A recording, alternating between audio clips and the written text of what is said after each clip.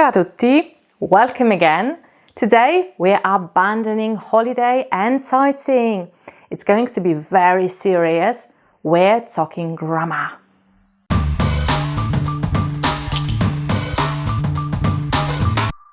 One of the most common questions that one can hear while teaching grammar is, do I need articles? Do we need to use them? What do you think? What is the difference between gli articoli determinativi e indeterminativi, definite and indefinite articles? What are articles? Today, I'll answer these questions. But grammar, it's not only theory. It's not only doing exercises. It's most of all the ability to speak, the ability to use this knowledge. So, I'll give you many examples, and as usual, I will leave you some hints how to learn better and faster. What do we need to begin with? You have to know how to build plural forms of a noun. Luckily, it's very simple. In the singular and in the plural form, you have two genders, masculine and feminine. There is no neuter form in the Italian language. If you don't remember that, a noun is a word, open part of speech, that refers to a thing, for example, a chair, a person, for example, my aunt or Becky, an animal, a cat, a place, London or restaurant, an action, modeling, a quality, softness, an idea, impossibility. In the Italian language, words that end in O are masculine. Ragazzo, boy, tavolo, table, libro, book. When you want to build a plural form, you have to change this ending O into I. Ragazzo, boy, ragazzi, boys. Tavolo, table, tavoli, tables. Libro, book, libri, books. It was masculine gender. What about feminine? Here is easy as well. We have the ending A. Ragazza, girl. Testa, head. Lampada, lamp. If you want to build a plural form of a noun, you have to change this ending A into I. Ragazza, girl. Ragazze, girls. Testa, head. Teste, heads. Lampada, lamp. Lampade, lamps. But it can't be too easy. In the Italian language, there are also those nouns that end in I in the singular forms. What about them? They can be either feminine or masculine, and sorry, you just have to know that. Parete, wall, is feminine. Bicchiere, glass, is masculine. How do I know that? I just know it. Luckily, in the plural forms, they both change their ending into I. Parete, wall, pareti, walls. Bicchiere, glass, bicchieri, glasses.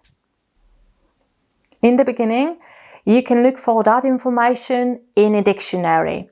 But, to be honest, it's not really a problem. The more you listen, the more you'll speak, the more you'll learn the language, the more words you will recognize as feminine or masculine.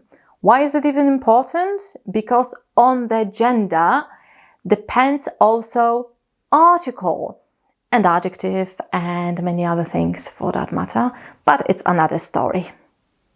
So, remember, O is masculine. It changes into I. A is feminine. it changes into E. E can be either feminine or masculine. It changes into I. What about articles? In the Italian language we have gli articoli determinativi e gli articoli indeterminativi, definite and indefinite articles. Today we're dealing with definite articles. We put articles before a noun. Why do we use them? We use them to define a noun as specific or unspecific. If your mother language is English or any other language where you use articles, it will be easy to understand them. In English, we have and the. In German, they have der, die, das, ein, eine, and so on. A definite article describes or rather defines something unique, something specific, something particular, something previously mentioned. When you're talking with somebody and you're using a definite article, it means that this person recognizes or knows this thing that you're talking about. We already know that we have feminine and masculine gender. When it comes to articles and feminine form, we have two possibilities. There is la, that we usually use, and l with apostrophe. We use l with apostrophe when a word begins with a vowel. O, A, E, U, I. In plural, there is only le, so it doesn't matter if a word begins with a vowel or a consonant. La ragazza, le ragazze. La sedia, le sedie. L'agenda, le agende. L'amica, le amiche. What about masculine gender? Here we have three possibilities. There is il, that we usually use. There is also l with apostrophe, that we use when a word begins with a vowel. I, A, E, O, U.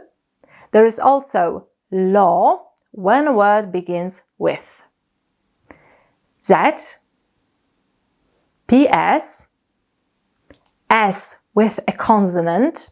So words that begin with SA, SO, SU, SI, SE don't count.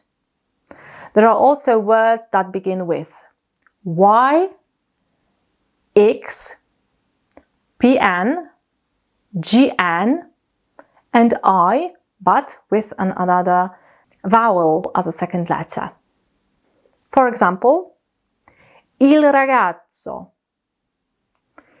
il tavolo, l'inverno, l'orologio, lo studente, lo zaino. In plural, we have two possibilities. There is I and li when a word begins, either with a vowel or Z, S with a consonant, or PS. Il ragazzo, i ragazzi. Il tavolo, i tavoli. L'orologio, gli orologi. L'inverno, gli inverni. Lo studente, gli studenti. Lo zaino, gli zaini. And that's it. We already know what are articles and how do we use them. But do we need to use them? It depends. When you go to Italy once or twice a year and you just want to talk at the reception desk, it's not a tragedy when you don't use an article. But if you want to speak properly, I'm sorry, you have to know them. Whether you use articles or not changes the sound or even sometimes the meaning of a word. Are specchio and lo specchio two different words? What would you look up? Specchio or lo specchio? Lo is only an article, so you won't find it in a dictionary. Even if you don't use articles, you should recognize them. Let's do some examples.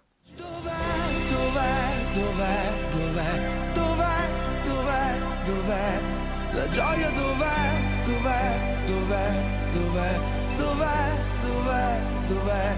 Mi chiedo dov'è quel giorno che non sprecherai. Il cielo rosso, l'orizzonte, l'odio ha reso il bene dov'è? La gioia is a feminine word because it ends in a. It doesn't begin with a vowel. That's why la. Il cielo has masculine gender because it ends in O. It doesn't begin with a vowel. It doesn't begin with Z or PS and so on. That's why il. L'orizzonte could be feminine or masculine because it ends in I. But it doesn't matter because it begins with a vowel. That's why L with apostrophe. L'odio is masculine because it ends with O. It begins with a vowel. That's why L with apostrophe. Why definite articles? Because the singer sings about something that surrounds him, something that is very specific for him, impressions and feelings that are very important for him. Posso sapere che significa? Perché mia figlia non è stata portata a casa sua? Come osi parlare così a Sua Maestà? Quietati, femmina.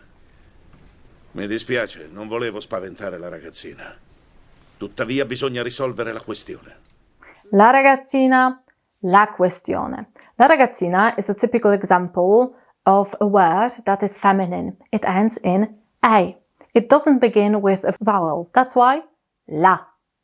Questione ends in I. It could be either feminine or masculine. It is feminine. That's why la. La ragazzina, la questione. Why definite articles? Have you seen Game of Thrones? If you have, you know what it was about.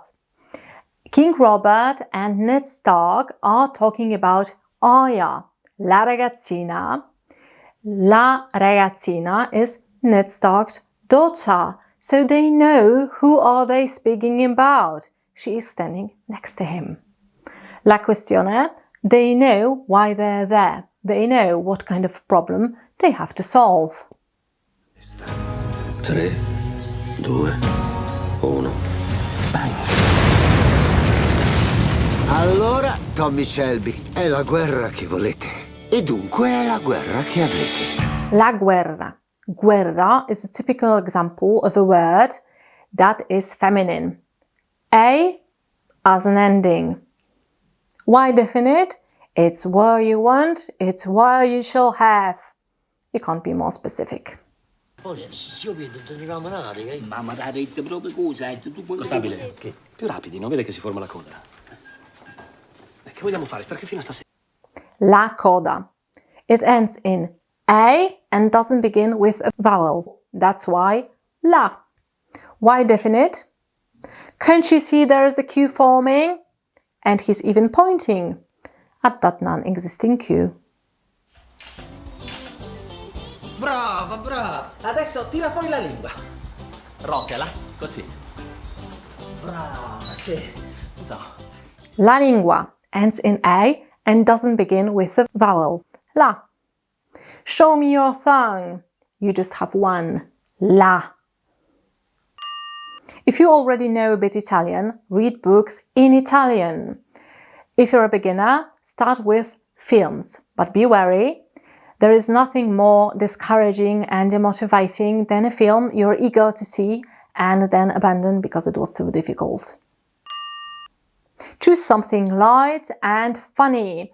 A film that is good for your whole family, or a romantic comedy, or maybe even a comedy. Why? Because they're easier. You can start with English subtitles or subtitles that are in your mother language. With time, try to replace them with Italian subtitles. And finally, abandon them completely. Choose something that you have seen many times. Why? Because then you will be able to recognize and to remember many words. The best are TV series, because the vocabulary repeats itself. They just have the tendency to go around the same topic over and over again. Listen to the Italian music. Try songs for kids. They're easy and catchy. You can be really surprised how many words you might learn. Cartoons are great. They're easy and everything is explained. But here again, choose wisely and don't waste your time on a cartoon where nobody says a word. About the differences between gli articoli determinativi e indeterminativi, definite and indefinite articles, we will talk some more while describing the indefinite articles. Now, I have a little task for you, a homework. You will see a dialogue with articles missing. Pause and try to complete them. Whenever you're ready, play me again and you'll see a fragment of an Italian movie, of an Italian film. Then you can check your answers. That's it for today. Don't forget to wait for your homework. We see each other in 2 weeks. Have a nice weekend. Don't forget to like and to subscribe. If you have any questions, any doubts, leave them in the comment section below. Ciao!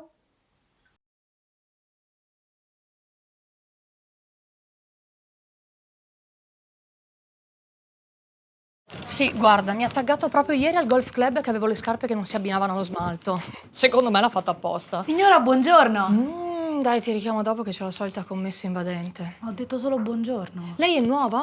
Beh, sì, è il mio Sì, raccontami la storia della tua vita, allora. Hai finalmente trovato il ragazzo che ti ama per quello che sei? Beh, io... In che cosa non ti sei laureata? Preferisci il mare o la montagna? Piuttosto quel maglioncino rosso in vetrina. Le sta sul cazzo pure quello? Volevo solo sapere di che tipo di lana è. Del tipo di lana che si prende dalle pecore, signora. Intendevo la provenienza. Pura lana francese, signora. Potreste essere un pochino più precise? Ma certo, ora chiamiamo la pecora così capiamo se ha più l'accento della Provenza o della Bretagna. C'ha il telefono spento, la pecora. Che faccio? Lascio un messaggio?